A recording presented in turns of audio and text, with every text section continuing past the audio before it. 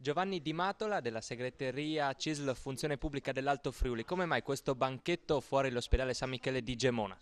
Abbiamo cercato e voluto come categoria funzione pubblica di sensibilizzare appunto tutto il bacino di utenza che puntualmente utilizza la struttura sanitaria per portare a conoscenza sia della cittadinanza, come detto prima, che dei lavoratori delle problematiche che ci sono in regione sul contratto sanità e su tutti gli adeguamenti contrattuali appunto che in questa regione si attendono ormai da tempo.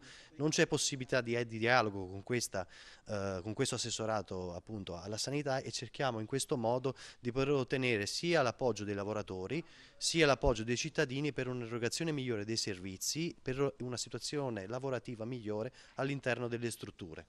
Quanti sono gli dipendenti pubblici interessati? All'interno del nostro territorio abbiamo un bacino di utenza che si attesta sulle 1000 unità nella struttura sanitaria dell'ASS numero 3.